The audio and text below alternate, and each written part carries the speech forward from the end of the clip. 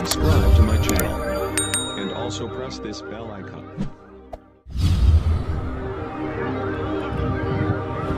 الحمد لله رب العالمين والعاقبة للمتقين والصلاة والسلام على سيد الأنبياء والمرسلين وعلى آله وصحبه أجمعين أما بعد.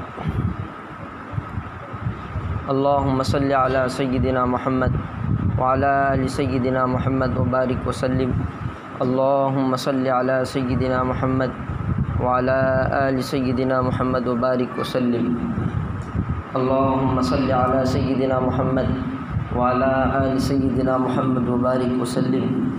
سبحان ربك رب العزة عما يصفون وسلام على المرسلين والحمد لله رب العالمین. پہلو جس کی طرف میں آج توجہ دلانا چاہ رہا ہوں، حاشا وکلا، میں ہرگز اپنے لیے نہیں.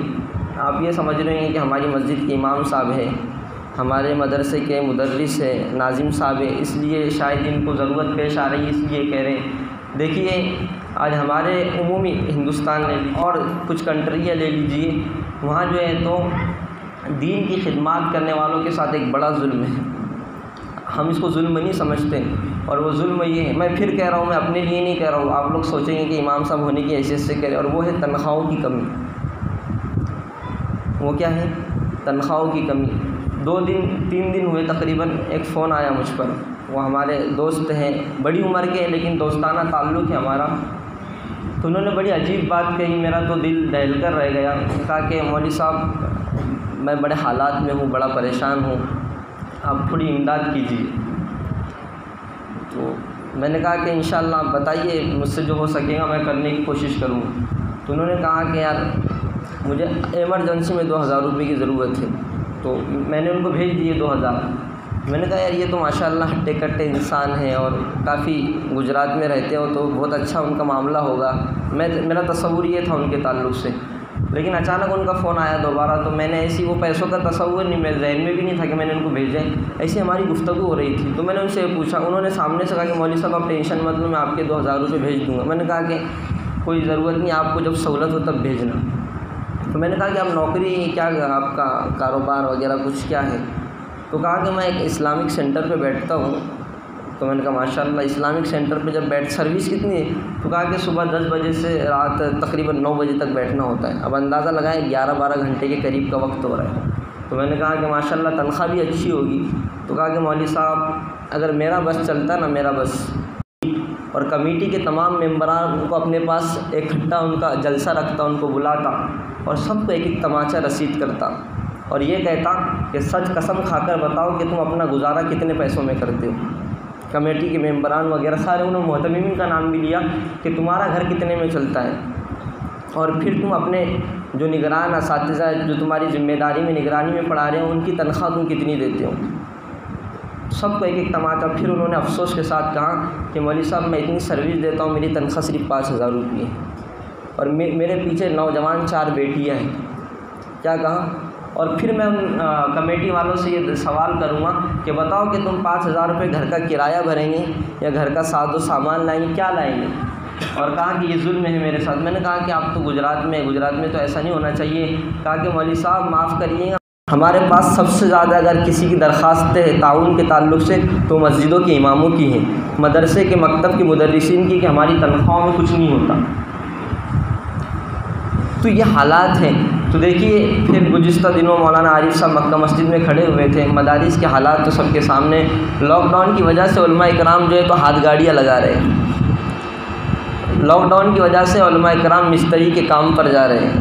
بہت افسوس کا مقام ہے. دوستوں میں یہ نہیں چاہتا کہ آپ ان کو لے جا کر کے کچھ ہدیے تحائف دیں، میں یہ نہیں کہہ رہا ہوں، لیکن میرا اپنا کہنا یہ ہے کہ آپ ان کی تنخواہ اتنی دے. کیونکہ دیکھو مدرسے جو ہے نا، مدرسے یہ آپ کے تعاون سے چلتے ہیں، مساجد آپ کے تعاون سے چلانے والے اللہ ہیں، لیکن آپ کو اللہ نے ذمہ دار بنایا ہے. اگر آپ اپنی ذمہ داری میں کوتاہی اور کمی کریں گے نا تو کل قیامت کے دن اللہ کے یہاں سوال کا جواب دینا ہوگا. افسوس کی بات یہ ہے، ہمارا ایک جگہ جانا ہوا تو میرے ساتھ کچھ شرکا بھی تھے، تو میں نے وہاں تھوڑا نوٹ کیا. ہمارے اساتذہ ہم کو یہ کہا کرتے تھے کہ کسی جگہ جانا ہو تو کچھ باتیں نوٹ کر لیا کرو. تو ہم ایک جگہ گاڑی پارکنگ میں کھڑے کرنے کے لیے گئے، تو اس پارکنگ میں گاڑی کھڑے کرنے والے نے 1 گھنٹے کے ہم سے 30 روپئے مانگے. کتنے؟ 1 گھنٹے کے 30 روپے مانگے۔ اب آپ بتائیں کہ 1 گھنٹہ گاڑی زیادہ قیمتی ہے کہ آپ کی اولاد زیادہ قیمتی ہے؟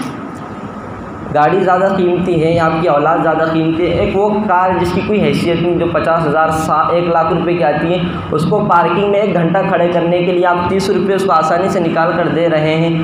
وہی بچہ جو آپ کے گھر میں ہے وہ ایک معلم کے پاس 1.5 گھنٹہ پڑھنے کے لیے جاتا ہے، آپ اس کے لیے 5 روپے نکالنے کے لیے بھی تیار نہیں ہے۔ لگائیے 100 روپے فیس اگر مکتب کی رکھتے ہیں نا، تو وہی لوگ جو انگلش اسکول میں اپنے بچے کی ہزاروں روپے کی فیس بھرتے ہیں، وہ کہتے ہیں کہ مولانا کو کہنا 100 روپے فیس زیادہ ہو جا رہی۔ وہ افسوس کا مقام ہے، ہمارے مسلمانوں کی یہ حالت ہے۔ اس لیے میں آپ احباب سے گزارش کروں گا، اپنے یہاں جو بھی جس مسجد کے بھی متعلقین یہاں بیٹھے ہوئے ہیں، وہ اپنی کمیٹی کو بٹھائیں، ذمہ داروں کو بٹھائیں، محلے والوں سے اپیل کریں کہ بھائی ان لوگوں کی طرف توجہ دینے کی ضرورت ہے۔ ہمارے یہاں بھی مکتب کے 5 معلمین ہیں، ان کی طرف بھی 2500 اور 3000 میں کچھ نہیں ہوتا آج کے دور میں۔ آپ اپنا گھر چلا کر بتائیں 2500 اور 3000 میں، آپ اپنا گھر چلا کر بتائیں 5000 روپے کی دنیا دارالاسباب مخلصین بہت کم رہے دنیا میں۔ اس لیے اگر ہم اپنے معلمین کو، مدرسین کو معقول تنخواہ نہیں دیں گے نا، تو مدرسے سے اور امامت سے اچھی صلاحیت والے لوگ، آپ حضرات سے میری درخواست ہے کہ آپ جس جگہ بھی بیٹھ کر سن رہے ہو یا آپ تک یہ بیان پہنچے گا، تو آپ اپنے معلمین، مدرسین اور اماموں کی تنخواہ میں اتنا اضافہ کریں کہ ان کو کسی کے سامنے ہاتھ پھیلانے کی ضرورت نہ ہو، ان کو کسی کاروبار کی طرف ان کی توجہ نہ جائے۔ ابھی میں مفتی طارق مسعود صاحب کا اس حوالے سے، چونکہ بیان سے پہلے تیاری کرنا پڑتی ہے، تو میں سن رہا تھا، انہوں نے یہ کہا کہ بھائی میری اپنی یہ تمنا ہے، پاکستان کے حوالے سے انہوں نے کہا کہ سب سے اگر جو بستی ایک دم غربت ہو، لوگ کہتے ہیں نا کہ ہمارے پاس اتنا بجٹ نہیں ہے، اتنا یہ نہیں ہے، تو ان کو انہوں نے یہ کہا کہ کم از کم جو غربت والی بستی ہے، ان لوگوں کو اپنے امام کی، اپنے مدرسین کی آخری تنخواہ انہوں نے کہا کہ 25,000 روپے دینی چاہیے، تاکہ تمہارا امام، تمہارا مدرس جو ہے تو کسی بڑے کے سامنے بیٹھ کر کھل کر اس کو سمجھائے۔ ورنہ وہ مدرس اور وہ امام جب کسی بڑے کو سمجھانے کے لیے جاتا ہے تو سامنے والا یہ سمجھتا ہے اس کی کیا حیثیت ہے جس کی 10,000 روپے تنخواہ ہے، اور یہ میرے سامنے کیا منہ بنا کر کے بات کرے گا۔ تو اس لیے میں پھر کہتا ہوں، میں نے اپنے لیے نہیں کہا، آپ سوچ رہے ہیں کہ ہماری مسجد کے امام ہیں شاید ان کو تنخواہ کم پڑتی ہوگی، میں نے عمومی سارے اماموں کی ترجمانی کی ہے، میں نے عمومی سارے مدرسین کی ترجمانی کی ہے، میں نے عمومی سارے مدارس میں پڑھانے والوں کی ترجمانی کی ہے، میں نے عمومی ہر مکتب کے معلم کی ہے، آپ کے سامنے درخواست رکھی ہے۔ حاشا و کلا اگر میں نے اپنے لیے کیا ہوا تو اللہ مجھے معاف کرے، میری آواز تمام معلمین کی آواز ہے، میری آواز تمام مدرسین کی آواز ہے، اس لیے آپ ذمہ دار ہیں، آپ کے تعاون سے مدارس چلتے ہیں، آپ کے تعاون سے مساجد چلتی ہیں۔ اور دیکھیے نتیجہ یہ ہوا کہ جب مدارس اور مکاتب یہ حکومت کے ہاتھوں میں گئے تو آج تالے لگنے کی بات آ گئی۔ آسام کی کارگزاری دیکھیے، اور عنقریب اس پر اللہ نہ کرے یہ سکہ لگ جانا ہے کہ آسام کے تمام مدارس جو ہے تو اسکول میں تبدیل ہو گئے۔ تو یہ کیوں ہوا؟ اس کی طرف نظر ثانی کرنے کی ضرورت ہے۔ وقت تو تھوڑا زیادہ ہو گیا، اس کی بھی معافی چاہوں گا۔